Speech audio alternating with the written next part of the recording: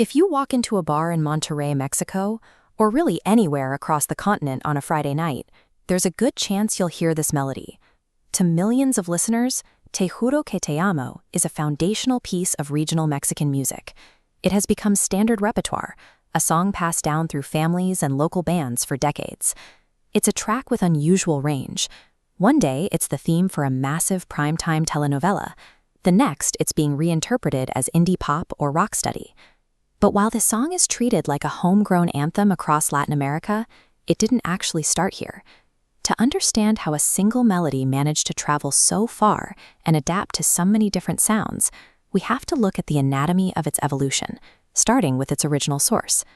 The song was born in 1970 as Te Juro Que Te Amo, a hit for the singer Michele on the Italian pop festival circuit. It was a respectable European success, but the melody needed a cultural bridge to make it across the Atlantic. That bridge appeared in 1972 through Los Terricolas, a group of siblings from Venezuela. They discovered the track and recorded their own Spanish translation. Their version introduced some highly specific, almost eerie sonic choices. They paired disembodied female backing vocals with a prominent sci-fi-sounding electronic organ. They also lean into a heavy narrative. The new lyrics tell the story of two lovers saying goodbye on a rainy platform, their voices competing with the sound of a departing train.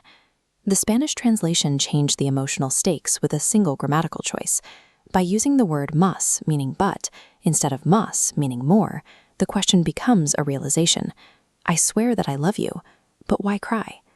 This combination of space-age instrumentation and devastatingly precise lyrics created a template that was about to find a much larger audience. By the mid-1970s, the song reached Mexico, arriving at a moment when the country's musical landscape was shifting. The grupera movement was on the rise, a style that took the structure of rock groups and blended them with traditional ranchera and cumbia. In 1975, a young group called Los Bukis included the track on their debut album, Falso Amor. They replaced the space-age organs with electric guitars and keyboards, grounding the melody in a more rural, melancholic style. This version became so pervasive that for most listeners in Mexico, its history began right here. It was no longer a translation, it was a staple of the genre. That emotional core has kept the song from being treated like a relic of the 70s. In 2015, the band The Chamanas reinvented it as an indie pop hit, earning the track a new level of critical prestige within the modern industry. By 2024, it had moved into entirely new territory, with Los Tropics transforming the melody into Jamaican rocksteady. And in 2025, Eden Munoz brought it back to the mainstream, using a high-intensity regional arrangement driven by his Sinaloan roots. If mapped out, it forms a genealogical tree, starting in Italy, moving through Venezuela and Mexico, then branching into modern genres. Yet the constants are striking. Despite changing styles, the central melody and lyrics haven't moved an inch. In the end, every new version eventually leads back to that same rainy platform and that same parting train.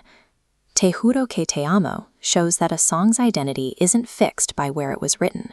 It's a borderless piece of music that belongs to whoever is singing it.